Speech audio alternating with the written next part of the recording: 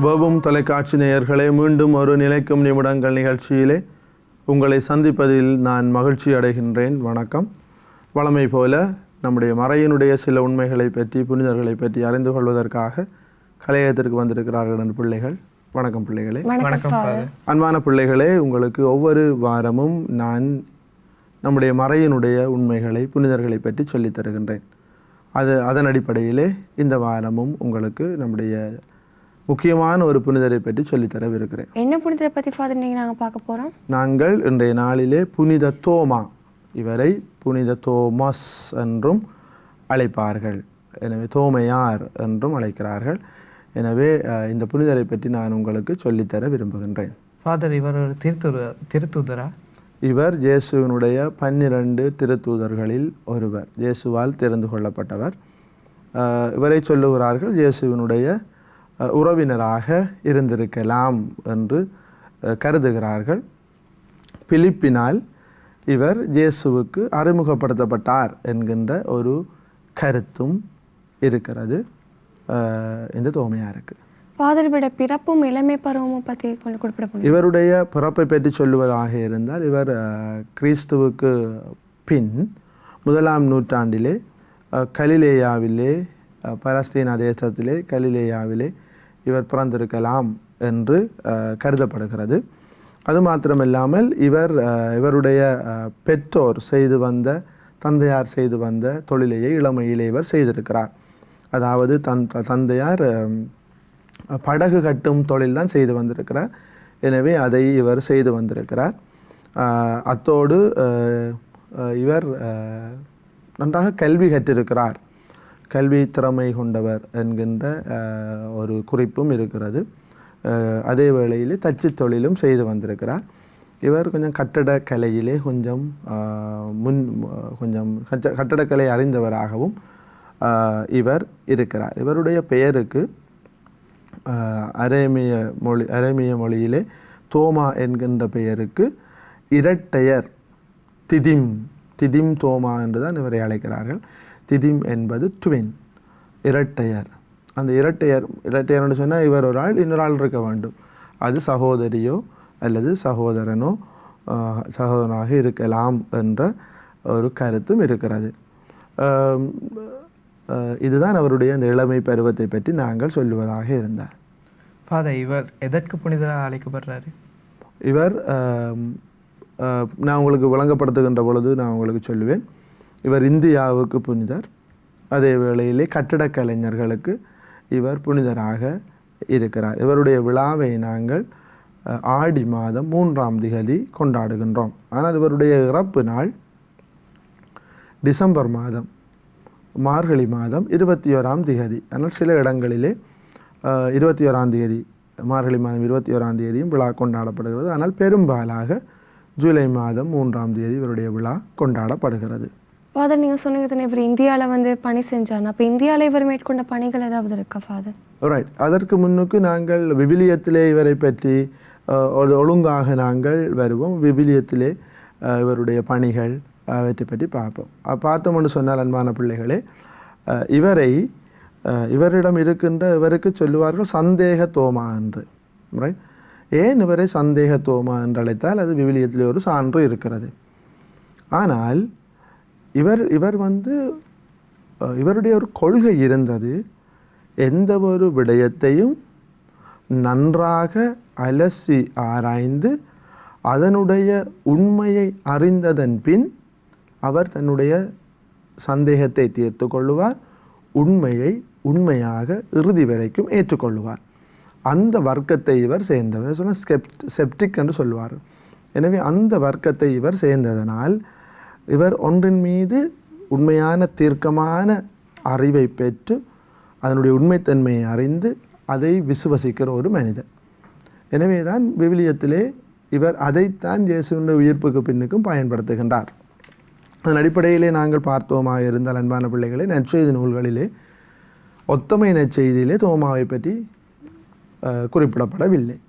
ஆனால் யோவான் நற்செய்தியிலே 3 இடங்களிலே தோமாவை பற்றி நாங்கள் பார்க்கின்றோம். அதன் அடிப்படையிலே முதலாவதாக லாசர் இறந்தபோது, லாசர் இறக்கப் போகின்றார் என்கின்ற செய்தி அறிவிக்கப்படுகிறது. ஆனால் இயேசு உடனடியாக அங்கு வரவில்லை. இயேசு சொல்லுகிறார் சீடர்களுக்கு, இந்த நோய் வந்து இறப்பில் போய் முடியாது, ஆனால் கடவுளுடைய வல்லமை வெளிப்பட போகிறது என்று இயேசு சொல்லுவார். அதற்கு பிறகு வாருங்கள் நாம் போவோம், என்னுடைய நண்பன் லாசரஸ் தூங்குகிறான் என்று சொல்லிவிட்டு இயேசு ஆண்டவர் அவர்களோடு வருகின்ற பொழுது, யூதேயாவுக்கு வருகின்ற பொழுது சீடர்களுக்கு விருப்பமில்லை. ஏனென்று சொன்னால் யூதேயாவில் இயேசுவுக்கு கல்லறிய யூதர்கள் முற்பட்டார்கள்.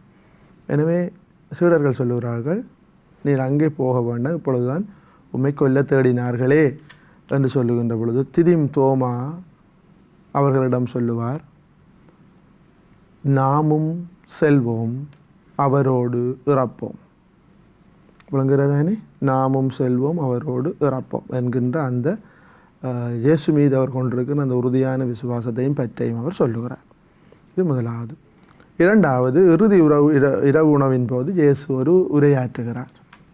அந்த உரையிலே இயேசு ஆண்டவர் விண்ணகத்தை பற்றி சொல்லுகிறார்.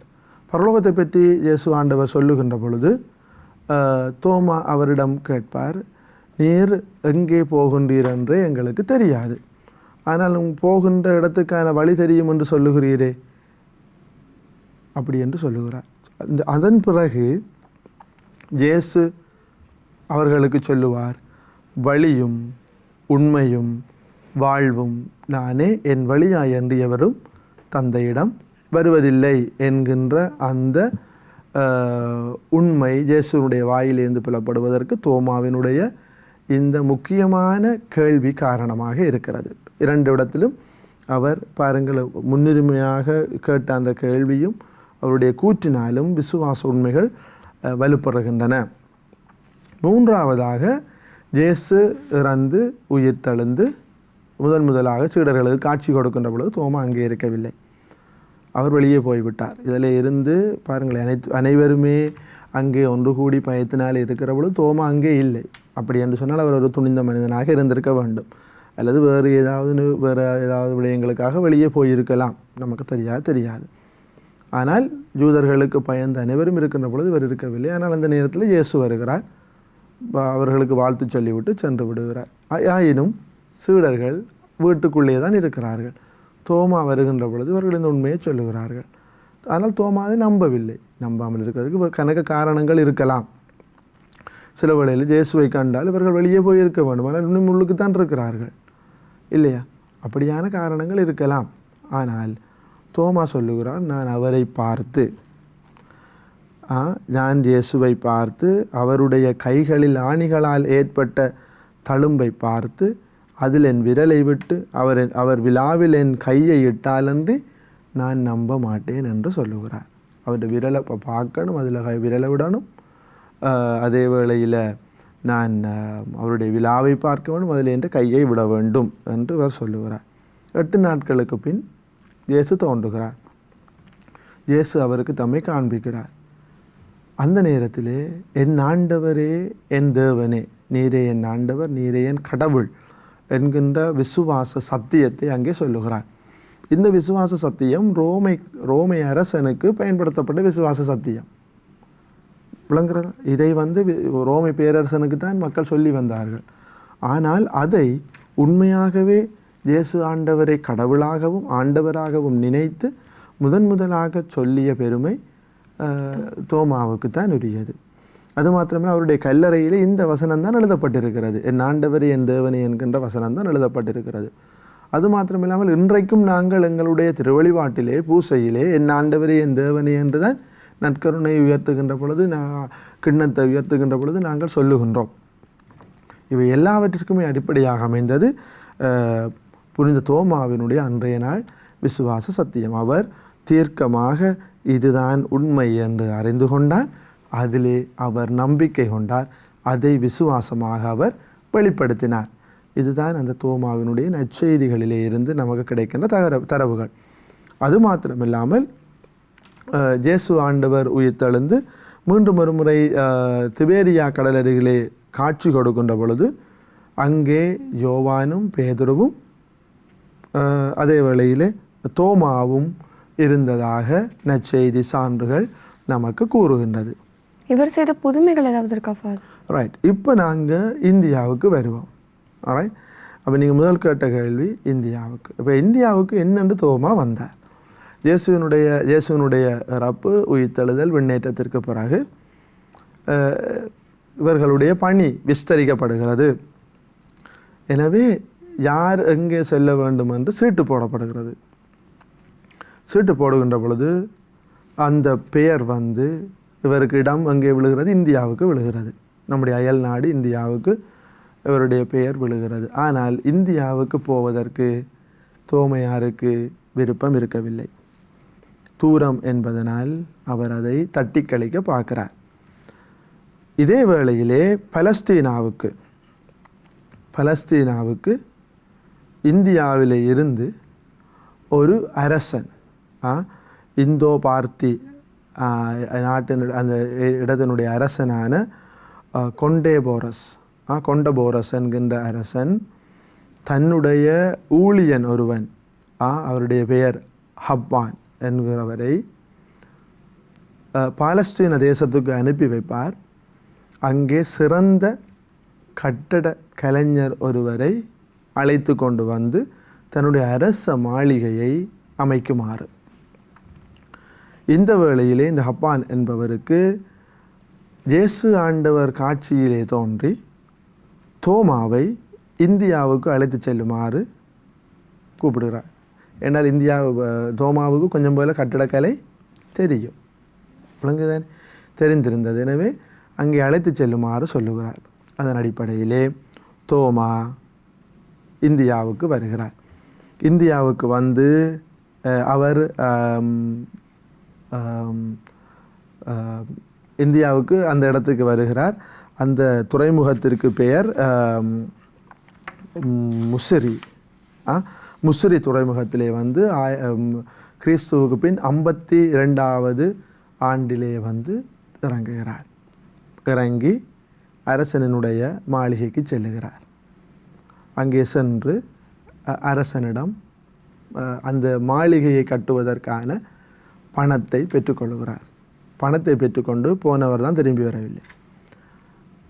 போனவர் அந்த பணத்தை எல்லாம் செலவழித்து ஏழைகளுக்கும் எளியவர்களுக்கும் அவர் அந்த பணத்தை கொண்டு பணி செய்கிறார், பசி நீக்குகிறார், ஏனைய கடமைகளை அங்கே செய்து கொடுக்கிறார். ஒரு நாள் அரசன் தன்னுடைய மாளிகையை பார்ப்பதற்காக அந்த மாளிகை கட்டப்படவிருந்த இடத்துக்கு வருகிறார். அங்கே ஒரு கற்கள் கூட இல்லாதது கண்டு அரசன் கோபம் கொள்ளுகிறார். இவ்வாறு இருக்கின்ற பொழுது தோமா மீது கோபம் கொள்ளுகிறார். இப்படி இருக்கின்ற பொழுது அரசனுடைய சகோதரன் நோய்வாய்ப்பட்டு இறந்து போகிறார். அப்போ எனவே இறுதிச் சடங்கு நடைபெற இருக்கிறது. இந்த வேளையிலே அவர் எழுந்து என்னுடைய அண்ணனுடைய மாளிகையை, விண்ணகத்திலே என்னுடைய அண்ணனுக்காக கட்டப்பட்டிருக்கிற என்னுடைய மாளிகையை எனக்கு தாருங்கள் என்று சொல்லி அவர் கேட்கிறார், அந்த இறந்த அப்பொழுதுதான் அரசன்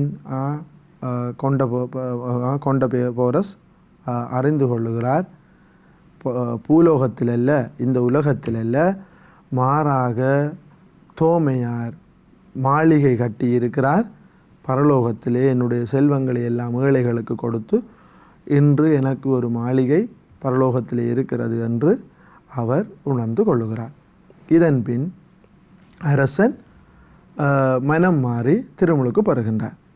இதற்கு முன்பாகவே மலபார் அந்த கடற்கரை ஓரத்திலே, அந்த இடத்திலே கடற்கரை ஓரத்திலே திருமுழுக்கு தோமையார் இறங்கியதும் திருமுழுக்கு கொடுக்கிறார். அங்கே இன்றைக்கு பாருங்கன்னா மலபார், சீலோ மலபார் என்ற இடங்களிலே இருக்கிறவர்கள் இந்த அந்த மறையினுடைய தழுவல்களை கொண்டவர்கள் தோமாவினாலே திருமுழுக்கு பெற்றவர்களாக கருதப்படுகிறார்கள். அதே வேளையிலே தோமா கிறிஸ்தவர்கள் என்றும் சிலர் இருக்கிறார்கள். அவர்களுடைய பரம்பரை தோமையாரால் திருமுழுக்கு பெற்ற மக்கள். எனவே அன்பான பிள்ளைகளை, இப்படி இருக்கின்ற பொழுது தோமையாரினுடைய அந்த செயல்பாடு, அந்த மாளிகை கட்டுகின்ற அந்த செயற்பாடு அந்த அரசனுடைய மனதை மாற்றி அரசனும் அவனுடைய குடும்பத்தாரும் திருமுழுக்கு பெறுகின்றார்கள். இது ஒரு புதுமை. அந்த அந்த அந்த மாளிகை கட்டப்படுகின்றதுங்கிறது விண்ணகத்திலே அந்த கட்டப்பட்ட அந்த மாளிகை, அது ஒரு புதுமையாக இருக்கிறது. அதே வேளையிலே இன்னும் ஒரு புதுமை அவருடைய வாழ்க்கையிலே, இன்னும் ஒன்று இல்லை, எத்தனையோ புதுமைகள் நடந்தது. இன்னும் ஒரு புதுமை என்னவென்று சொன்னால், தோமையார் காரிஸ் என்கின்ற அரசன், அவருடைய அந்த அரசவையிலே பணியாளராக இருந்த பணியாளனுடைய மனைவி மருதானி என்கிறவர் நோய்வாய்ப்பட்டு இருந்தார். அவரை இவர் குணமாக்குகிறார். அது மாத்திரமில்லாமல் அங்கே அவர் நற்செய்தியை பறைசாற்றி கொண்டு போகிறார். பல அற்புதங்கள் நிகழ்கின்றது. அந்த காரிஸ் என்ற அரசவையிலே பணியாற்றிய அந்த அரசவை ஊழியனினுடைய மனைவிக்கு நோய்வாய்ப்பட்டிருந்து அங்கே சுகம் கிடைக்கிறது. இதனாலே அங்கே திருமுழுக்கு பெற்றவர்கள் விசுவாசத்தை அறிக்கையிடுகிறார்கள். இவ்வாறு கிறிஸ்தவர்களாக மாறுகிறார்கள். அது நிறைய அற்புதங்களையும் அதிசயங்களையும் இவர் செய்து கொண்டு போகிறார்.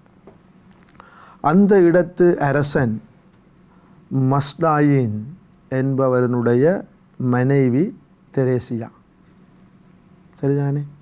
எனவே இந்த அந்த மனைவி அந்த புதுமைகளாலும் அற்புதங்களாலும் இவருடைய போதனைகளாலும் கவரப்பட்டு அவரும் கிறிஸ்தவராக மாறுகிறார், திருமுழுக்கு பெறுகிறார். இந்த வேளையிலே அரசன் மஸ்டாயின் மனைவியிடம் சொல்லுவார், நீ கிறிஸ்தவ நம்பிக்கையை கைவிட்டு விடு என்று அடிக்கடி சொல்லி வந்தார். ஆனால் அவர் அதை கேட்கவில்லை, மனைவி அதை கேட்கவில்லை. எனவே கோபம் கொண்ட இந்த அரசன் பணியாளர்கள் மூலமாக தோமாவை கொலை செய்கிறார். கிறிஸ்துவுக்கு பின் 72வது ஆண்டிலே ஈட்டியால் குத்தப்பட்டு தோமையார் மரணம் அடைகிறார். சரி, மரணமடைந்து அவரை அடக்கம் செய்த இடத்திலும் பல அற்புதங்களும் அதிசயங்களும் நிகழ்ந்ததை கண்ட இந்த மஸ்டாயின் என்கின்ற அரசன் திருமுழுக்கு பெற்று கிறிஸ்தவ மறைக்கு வருகின்றார். இதெல்லாம் அவருடைய வாழ்க்கையில் நடந்த புகழ்பெற்ற புதுமைகள். இவர் கொலை செய்யப்பட்ட அந்த மலைக்கு பெயர் புனித தோமையார் மலை. அந்த மலையை எவ்வாறு அழைக்கிறார்கள்? புனித தோமையாரின் மலை, தோமாமலை, தோமையாரின் மலை என்று அழைக்கப்படுகிறது. இது மயிலாப்பூரிலே இருக்கிறது. ஃபாதர், ரப்பான் பாட்டுன்னு நம்ம ஒன்று கேள்விப்பட்டிருக்கோம், அப்படின்னு என்ன ஃபாதர்? ரைட், ரப்பான் பாட்டு. அப்போ எனவே இந்த ரப்பான் பாட்டு எப்படி வந்தது அப்படின்னு சொன்னால், புனித தோமையாரினுடைய போதனையினாலே திருமுழுக்கு பெற்ற ஒருவனுடைய பேரன், அவருக்கு பேர் தாமஸ், திருமுழுக்கு பெற்றவனுடைய பேரன் தாமஸ், தோமையாரினுடைய வாழ்க்கை முறைகள், அவர் திருமுழுக்கு கொடுத்தது, அவர் எங்கே பணி செய்தார், எப்படி பணி செய்தார், இந்த விடயங்களை எல்லாம், புதுமைகளை எல்லாம் பாட்டிலே அவர் எழுதினார். அதைத்தான் ரப்பான் பாட்டு என்று அழைக்கிறோம். அந்த பாட்டிலே என்ன இருக்கிறது? தோமையாரை பற்றிய வாழ்க்கை முறை, அவருடைய வரவு, எங்கே வந்திறங்கினார், என்ன புதுமைகள் செய்தார், திருமுழுக்கு காட்டியது, போன பயணங்கள், இருந்த இடங்கள் எல்லாவற்றையும் இந்த பாட்டிலே கதையாக அது கூறப்பட்டிருக்கிறது. ஃபாதர், இவரோட வாழ்க்கையிலேருந்து நாங்கள் பெற்றுக்கொள்ள படிப்பினைகள் என்ன? முதலாவதாக எந்த ஒரு விடயத்தையும் தீர்க்கமாக அறிந்து அந்த விடயத்திலே நாங்கள் நம்பிக்கை கொண்டதன் பின் அதிலே எந்த சந்தேகமும் வரக்கூடாது. நாங்கள் நம்பிக்கை கொள்வது உண்மையாக இருந்தால், உதாரணமாக நாங்கள் நம்பிக்கை கொள்ளுகிறோம் நற்கருணையிலே இயேசு ஆண்டவர் இருக்கிறார் என்று, நீரே என் ஆண்டவர், நீரே என் கடவுள் என்று அறிக்கையிடுகிறோம். அதை ஒருபோதும் நம்முடைய வாழ்க்கையிலிருந்து நீக்கிவிடக்கூடாது. நம்பிக்கை இவர் சந்தேகத்துவமா என்று அழைத்தாலும் இவருடைய நம்பிக்கையான அந்த விசுவாச அறிக்கை, என் ஆண்டவரே என் தேவனே என்பது. அதுபோன்று நாங்களும் எங்களுடைய வாழ்க்கையிலே இயேசு மீது, மறை மீது கொண்டிருக்கிற நம்பிக்கை, மறை உண்மைகள் மீது கொண்டிருக்கிற நம்பிக்கையில் தளர்ந்து விடக்கூடாது என்பது இவருடைய வாழ்க்கை முறையிலிருந்து நாங்கள் கற்றுக்கொள்ள வேண்டிய முதலாவது பாடம். இரண்டாவதாக பாருங்கள், அவர் சென்ற இடமெல்லாம் நற்செய்தியினுடைய தூதுவராகவே இருந்தார். அதுபோல நாங்களும் சந்தர்ப்பம் கிடைக்கின்ற பொழுது நற்செய்தியின் தூதுவர்களாக நறுமலர்களாக மாற நாங்கள் முயற்சிக்க வேண்டும். விவிலியத்தின் அடிப்படையிலே நாங்கள் பார்த்தோமாக இருந்தால் நாமும் செல்வோம் அவரோடு இறப்போம். அன்பான பிள்ளைகள், நம்முடைய வாழ்க்கை இந்த உலகத்தோடு முடிந்து விடுகிற வாழ்க்கை அல்ல. நம்முடைய வாழ்க்கை மறு உலகுக்கு சொந்தமானது. எனவே நாமும் செல்வோம், இயேசுவோடு இறப்போம். எனவே இயேசுவுக்காக இறக்கின்ற தைரியம், இறப்பது என்று சொன்னால் கழுத்து வெட்டப்பட்டு அல்லது கொலை செய்யப்படுகின்ற அந்த இறப்பு அல்ல. மாறாக நாளுக்கு நாள் எங்களுடைய பலவீனங்களுக்கு மடிந்து இயேசு ஆண்டவரை மற்றவர்களுக்கு கொடுக்கக்கூடியவர்களாக நாங்கள் இருக்க வேண்டும். மறைக்காக வாழக்கூடியவர்களாக நாங்கள் இருக்க வேண்டும். அடுத்ததாக பாருங்கள், இயேசு ஆண்டவர் தோமாவுக்கு சொன்ன அதே வசனம், நானே வழியும் நானே உண்மையும் நானே வாழ்வும். எனவே எங்களுக்கு வழி இருக்கிறது, வாழ்வு இருக்கிறது, இயேசுவே உண்மையாக இருக்கிறார். எனவே பரலோகத்திற்கு நாங்கள் செல்வம் சேர்க்கிறவர்களாக, பரலோகத்திற்கு போகிறவர்களாக நாங்கள் இருக்க வேண்டும். அத்தோடு தன்னிடம் கிடைத்த பணத்தை என்ன செய்கிறார்? ஏழைகளுக்கு கொடுக்கிறார். பாருங்கள், இதன் வழியாக நாம் அங்கே பாருங்கள், அந்த அரசனுடைய சகோதரன் இறக்கின்ற பொழுது அங்கே கொடுக்கப்படுகின்ற அந்த அவர் கண்ட அந்த காட்சி, எழுந்து அவர் என்னுடைய அண்ணாவினுடைய மாளிகையை தா என்று கேட்கின்ற அந்த காட்சியிலிருந்து விளங்குவது என்ன? நாங்கள் செய்கின்ற சிறிய சிறிய நற்கிரிகைகள் வழியாக, நல்ல காரியங்கள் வழியாக, நாங்கள் அன்பு செயல்கள் வழியாக நிச்சயமாக பரலோகத்திலே நமக்கு என்று ஒரு வீடு கட்டப்படும், மாளிகை அமைக்கப்படும். அந்த மாளிகைக்கு, அந்த இடத்திற்கு போகக்கூடியவர்களாக நாங்கள் இருக்க வேண்டும். அந்த இடத்தை சுவீகரிக்கிறவர்களாக நாங்கள் மாற வேண்டும். எனவே இவ்வாறான இந்த சின்ன சின்ன நிகழ்ச்சிகள் வழியாக அடுத்தது கடவுளினுடைய திட்டம். தோமையார் கடவுளுடைய திட்டத்தை ஏற்றுக்கொள்ள மறுத்தார். இந்தியாவுக்கு போக வேண்டும் என்கின்ற சீட்டு அங்கே விழுகிறது. ஆனால் அவர் ஏற்றுக்கொள்ள மறக்கிறார். பிறகு அங்கே மனப்பூர்வமான பணி செய்தாலும் ஆரம்பத்தில் ஏற்றுக்கொள்ள மறக்கிறார். நமக்கு கடவுளுடைய திருவிழம் நம்முடைய பெற்றோர் வழியாகவோ அல்லது இறைவார்த்தை, மனச்சாட்சி, தகுதி வாய்ந்த நம்முடைய பங்குகளிலே பணி செய்கிறவர்கள் வழியாகவோ நமக்கு அறிவிக்கப்படுகின்ற பொழுது, அது நமக்கு உணர்த்தப்படுகின்ற பொழுது அதை தாராள மனதோடு ஏற்றுக்கொண்டு கடவுளின் திருவிழம் எதுவோ அதுக்கு அமைந்து பணிய வேண்டும். பாருங்கள், சீட்டு போட்டுத்தான், விவிலியத்தின் அடிப்படையில் சீட்டு போட்டுத்தான் பல தேர்வுகள் நடக்கிறது. அது யோனாவை பார்ப்போம். அப்போ அங்கே இருந்து எல்லாருக்கும் பேருக்கு லொட் போட்டார்கள், சீட்டு போட்டார்கள், யோனாவுக்கு தான் விழுகுது. யோனாவால் நாங்கள் பிரச்சனை விளங்குறதா? அதுக்கு பிறகு திருத்துவர் பணியில் சீட்டு போட்டார்கள், அது மத்தேயனுடைய பேருக்கு விழுகிறது. அது மாதிரி சீட்டு போட்டார்கள், இது தோமாவுக்கு விழுகிறது. எனவே சீட்டு போடுவது, அதனால் நமக்கு கிடைப்பது கடவுளுடைய திருவுளத்தை ஏற்றுக்கொள்வதற்கான சந்தர்ப்பம். எனவே இவற்றை நாங்கள் ஒருபோதும் தட்டி கழித்து விட முடியாது.